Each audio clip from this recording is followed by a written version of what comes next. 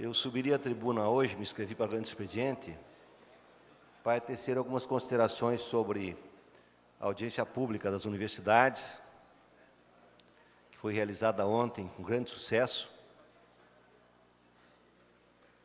e também uma conquista que obtivemos junto à Secretaria de Cultura, a partir de uma mobilização de artistas, intelectuais, particularmente dos produtores culturais e diretores ligados ao audiovisual, que me procuraram no gabinete, na condição de presidente da Comissão de Cultura, realizamos uma audiência, várias ações, e finalmente o governo liberou 1,5 milhão para o audiovisual, o que permite que o audiovisual consiga mais 2.250.000 junto ao Fundo Audiovisual. Essa era uma condição necessária para que o governo federal liberasse. Então, a vitória da cultura curitibana e paranaense, que eu saúdo com muita alegria, vamos continuar trabalhando na Comissão de Cultura, junto com os demais deputados, para fortalecer a cultura no Paraná. Mas, senhor presidente, senhores deputados, hoje é um dia triste para o Brasil. E há uma coincidência muito cruel, porque no mesmo dia, vejo que coisa interessante, do ponto de vista simbólico. Praticamente no mesmo dia em que o Senado da República aprova a reforma trabalhista, que aniquila com os direitos mais sagrados do mundo do trabalho, direitos conquistados ao longo do século XX com muita luta e muito sacrifício, com as grandes jornadas operárias, com maio de 68 francês, com as tentativas revolucionárias que aconteceram nos mais distintos continentes, a própria Constituição brasileira, a Constituição Cidadã, esses direitos foram de uma vez só destruídos, aniquilados. Para fechar esse ciclo da reforma conservadora, do retrocesso conservador, do aprofundamento das relações capitalistas de produção, que tem o objetivo fundamental de rebaixar o custo do trabalho e transformar o trabalho em trabalho vil, trabalho precário, só falta agora a reforma da Previdência, porque a PEC de congelamento de gastos públicos por 20 anos já foi aprovada. A lei da terceirização das atividades fins já foi aprovada. E agora completou com a reforma trabalhista, inclusive, a palavra do talvez futuro presidente, no lugar de Temer, o presidente da Câmara Federal, Rodrigo Maia, disse que ele não vai aceitar nenhuma medida provisória que altere a reforma trabalhista aprovada ontem pelo Senado, hoje, porque eu acho que foi depois da meia-noite, ontem ou hoje, que tenha qualquer alteração por parte de medida provisória do Executivo com relação à reforma trabalhista, que o Senado aprovou sem nenhuma emenda sequer. O Senado, que é a Câmara revisora, que tinha que, pelo menos, analisar com mais tempo os absurdos que a Câmara Federal, por maioria dos deputados, conseguiu aprovar, aniquilando, transformando o trabalho em um trabalho vil, rasgando a consolidação das leis trabalhistas do Brasil, destruindo todas as conquistas. O Senado nem sequer apresentou uma emenda, uma revisão, simplesmente aprovou a lei como veio da Câmara, com a pressa daqueles que sabem que estão, na verdade, cometendo um crime contra a imensa maioria do povo brasileiro que vive do seu trabalho, do seu salário no final do mês. Agora vejam, é justamente no dia em que se aprova a reforma trabalhista, quase que consolidando, falta apenas a reforma da Previdência, o retrocesso conservador no Brasil, o juiz Moro cumpre sua missão. A missão que eu acho que ele vem perseguindo desde o início da Lava Jato. Condenou o ex-presidente Lula sem provas, isso é muito importante. Esta foi uma condenação sem provas, subjetiva,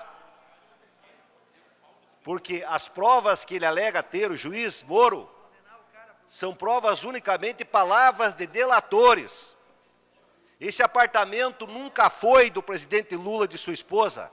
Nunca foi. E o recurso que a OAS utilizou para pagar a guarda dos presentes do presidente da República foram coisas que aconteceram depois do presidente deixar a presidência. Não há nenhuma prova, nós sabemos o valor da Lava Jato e achamos que todas as pessoas, lideranças políticas, que sejam condenadas com prova, elas devem pagar pelos seus erros, estão pagando. Agora, no caso do presidente, mesmo juízes experientes entendiam que não ia haver a condenação no caso do triplex lá de Guarujá, porque simplesmente não existe prova. E foi justamente essa coincidência triste e trágica, no mesmo dia, no mesmo momento em que se aprova a reforma trabalhista, se condena a maior liderança operária da história do Brasil e, sem dúvida nenhuma, um dos maiores líderes operários do mundo, não só do Brasil, da América Latina, mas de todo o planeta, e que justamente consolidou sua liderança nos grandes movimentos de resistência ao regime militar no Brasil, na década de 70, em São Bernardo do Campo, na região do ABC de São Paulo, de onde brotou um movimento novo, do sindicalismo novo, contra o sindicalismo pelego, e que grandes transformações provocou no Brasil, na Constituição de 88, e que levou, pela primeira vez na história, um líder operário a ser presidente da República do Brasil. Então, é uma coisa extremamente lamentável.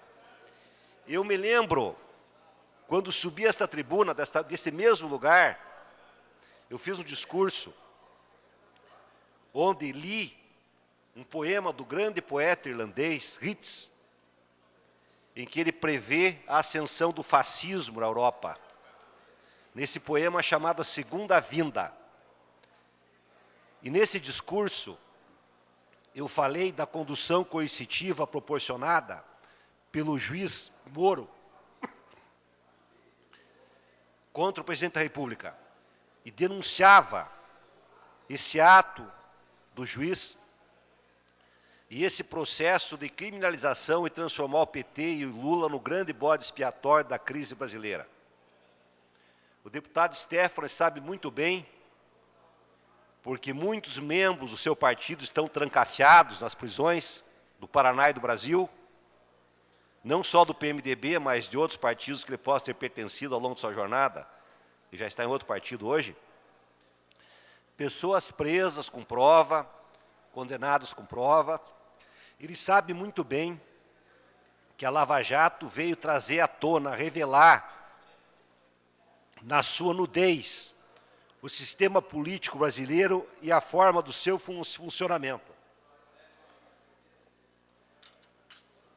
Porque todo o sistema político brasileiro depende do poder do dinheiro. Porque as campanhas dependem do financiamento empresarial. E os empresários não entregam dinheiro a nenhum partido em campanha se não tiverem algum outro interesse relativo à doação. E no sistema político brasileiro de presidência por coalizão, o governante eleito para governar tem que fazer alianças para ter maioria no Congresso, senão ele simplesmente não governa. E o povo tende a ideologizar o seu voto mais ao nível do Poder Executivo e menos ao nível legislativo, pela forma como é feita a eleição legislativa, que é o voto individual. Isso leva a que os presidentes brasileiros, para governar, tenham que fazer alianças e que os partidos exijam ministérios onde possam, inclusive, conseguir recursos para suas campanhas para financiar o processo eleitoral. É isso que a Lava Jato traz à nu e a população brasileira compreende hoje. Agora, era preciso ter um bode expiatório, culpado por todo esse drama, e se tenta culpar o PT na figura do presidente Lula. Mas com a prisão da irmã de Aécio Neves, o adversário de Dilma Rousseff, o senador Aécio, grampeado pedindo 2 milhões de reais para o empresário delator da Friboi, a sua irmã pedindo 30 milhões de reais para comprar um apartamento no Rio de Janeiro para sua mãe, presa. O presidente Temer, do mesmo partido que militava o deputado Stefanes, gravado, pedindo que um assessor seu pegasse dinheiro, a primeira parcela de um acordo de 500 mil mensais durante 21 anos. Isso leva a que a população brasileira, que estava massacrada pela mídia, pelo golpe midiático, pela lavagem cerebral que tenta se fazer em nosso povo e nossa consciência, na construção de bode expiatório, está percebendo que o problema da Lava Jato é o sistema político, não é o PT. E o tipo de financiamento que aconteceu no PT talvez seja mais visível porque o PT é um partido centralizado. Era o tesoureiro nacional que fazia a captação de recursos para a campanha de todo o Brasil. Eu mesmo, quando fui candidato a prefeito de Ponta Grossa, eu recebi recurso do PT, de forma totalmente legal. Ao passo que os partidos vinculados mais organicamente ao empresariado, a captação de recursos é mais descentralizada, como acontece no Paraná. Mas a população está percebendo que o problema é do sistema. Aliás, um dos únicos partidos do Brasil que, desde o seu nascimento, propõe o financiamento público de campanha eleitoral é o Partido dos Trabalhadores. E foi justamente no governo do Partido dos Trabalhadores, do presidente Lula, que a Polícia Federal teve muito mais poder, muito mais recursos, muito mais autonomia. Foi aprovada a lei da transparência, a lei do acesso à informação. E todos os instrumentos do Poder Judiciário e do sistema jurídico que levaram a frutificar, a prosperar a Operação Lava Jato. Por isso, o povo brasileiro tem que lamentar esse dia tão triste para a sua história, para a história dos excluídos.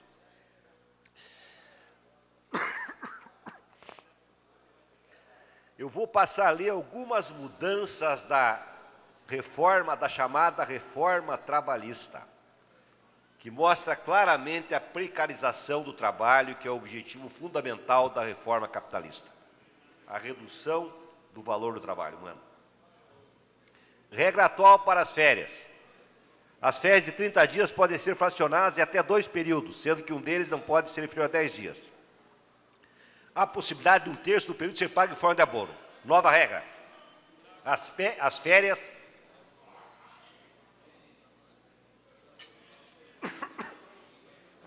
poderão ser fracionadas em até 3 períodos, mediante negociação, contanto que um dos períodos seja de pelo menos 15 dias corridos. Jornada. Regra atual. A jornada é limitada a 8 horas diárias, 44 horas semanais, 220 horas mensais, podendo haver até 2 horas extras por dia. Nova regra. Jornada diária poderá ser de 12 horas com 36 horas de descanso, respeitando o limite de 44 horas semanais, ou 48 horas com as horas extras. Tempo na empresa. Isso é muito importante, senhor presidente e senhores deputados. A CLT considera serviço efetivo o período que o empregado está à disposição do empregador, aguardando ou executando ordens. Por exemplo, na Sanepar, trabalhei lá, fui diretor. Existe o sobreaviso. Pessoas que ficam em casa 24 horas, se precisar ser chamada a qualquer momento, elas têm que trabalhar. Elas vão receber um valor a mais por isso. Nova regra. Não são consideradas dentro da jornada de trabalho as atividades do âmbito da empresa como descanso, estudo, alimentação, interação entre os colegas, higiene. Deputado Péricles, eu peço, Vossa Excelência, que conclua, porque o tempo já encerrou. Do PT? Continua o horário do PT. Horário do PT, ok. Isso é muito importante. Hoje, o trabalhador recebe pela hora de descanso que ele tem na empresa, a hora que ele se alimenta, no espaço de interação com os colegas, higiene pessoal, uniforme. Não vai receber mais. Lá em Ponta Grossa, na Sadia, deputado Tadeu, os operários para entrar no frigorífico, eles levam tempo, desde que eles entram da porta para dentro, até o tempo que eles vão mudar de roupa, tomar banho, isso tudo não vai receber mais. Isso faz parte do trabalho dele. A empresa não precisa mais pagar. Ou seja, cada trabalhador da Sadia em Ponta Grossa vai perder meia hora. Vai ter que trabalhar meia hora a mais para receber o meu salário. Esse é um exemplo. Descanso, regra atual. O trabalhador que exerce a jornada padrão de 8 horas diárias tem direito ao mínimo 1 hora e no máximo 2 horas de intervalo para repouso e alimentação. Nova regra. O intervalo na jornada de trabalho poderá ser negociado desde que tenha pelo menos 30 minutos. Além disso, se o empregador não conceder intervalo mínimo para almoço ou concedendo parcialmente, a indenização será de 50% do valor da hora normal de trabalho apenas sobre o tempo não concedido, em vez de todo o tempo intervalo devido. Mais uma agressão ao trabalhador. Remuneração. Regra atual, a remuneração por produtividade não pode ser inferior à diária correspondente ao piso da categoria ou salário mínimo. Comissões, gratificações, porcentagens, gorjetas e prêmios integram os salários. Nova regra. O pagamento do piso ou salário mínimo não será obrigatório na remuneração por produção. Além disso, trabalhadores e empresas poderão negociar todas as formas de remuneração que não precisam fazer parte do salário. Eu repito, o pagamento do piso ou salário mínimo não será obrigatório na remuneração por produção.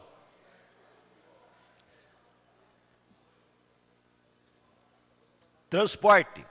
O tempo de deslocamento e transporte oferecido pela empresa para ir e vir ao trabalho, cuja localidade de difícil acesso ou não servir de transporte público, é contabilizado como jornada de trabalho. Nova regra. O tempo despendido ao local de trabalho e o retorno por qualquer meio de transporte não será computado na jornada de trabalho. Se o trabalhador vai trabalhar a 15 quilômetros de Ponta Grossa, como distrito industrial, não será computado esse tempo mais. Mesmo que ele dependa do transporte público ineficiente, não será computado. É isso que o deputado Stefanos chama de grande reforma a favor do Brasil. A grande reforma a favor da elite brasileira, não da maioria que são os trabalhadores.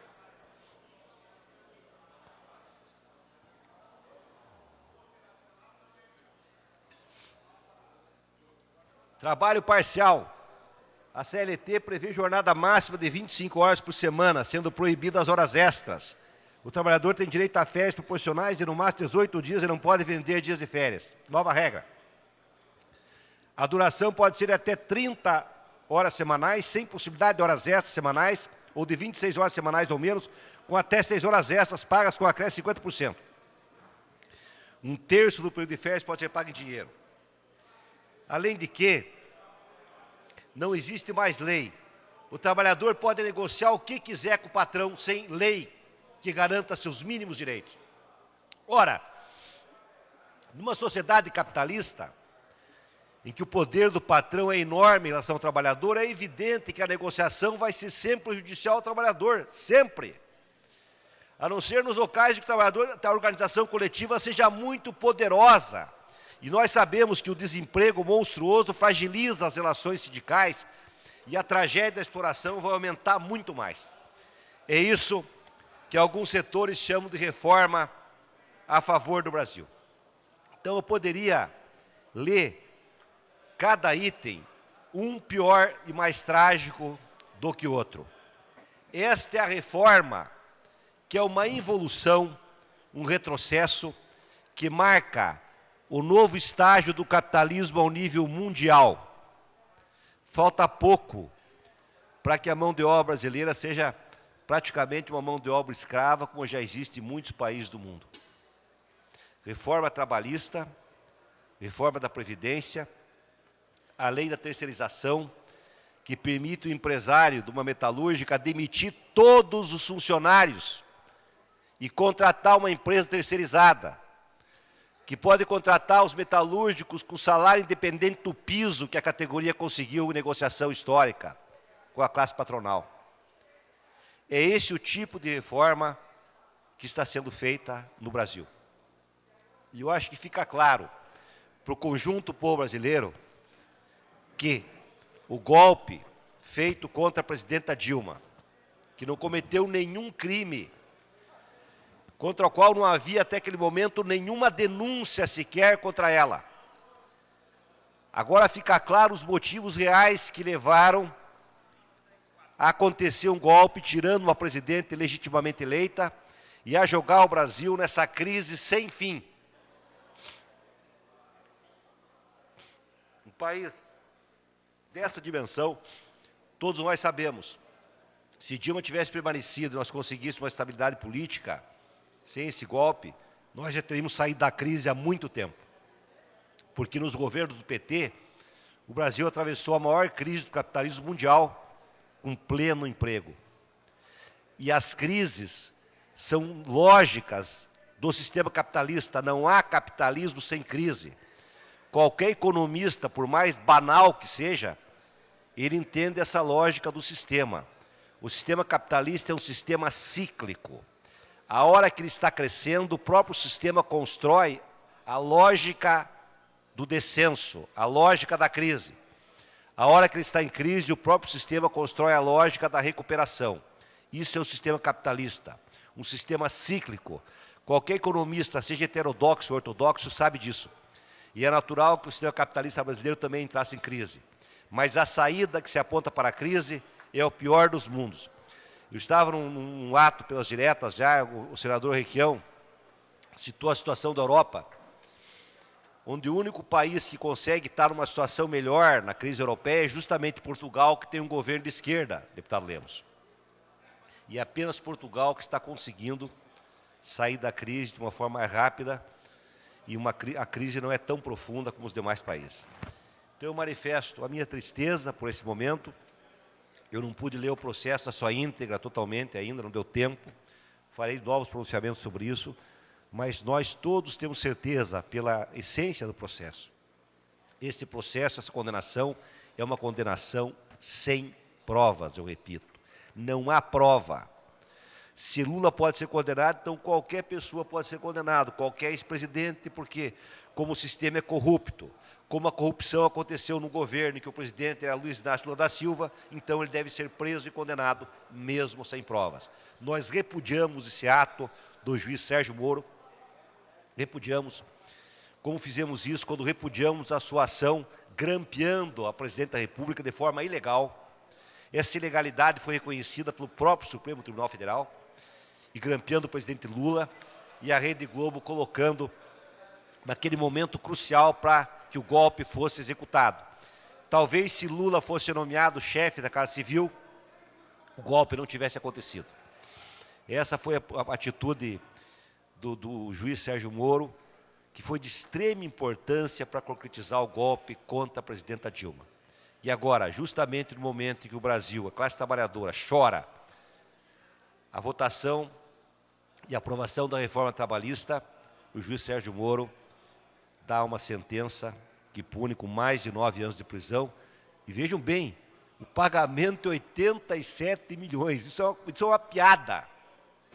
Isso é uma piada do mínimo de mau gosto.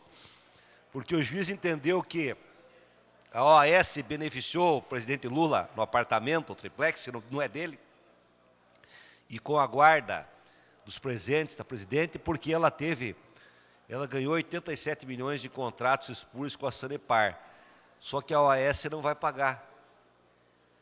Ele decretou que o presidente Lula que deve pagar esses 87 milhões. Mas isso, infelizmente, são setores da justiça brasileira ideologicamente comprometidos com esse Brasil triste e trágico que está sendo construído com o retrocesso conservador. Obrigado, senhor presidente e senhores deputados.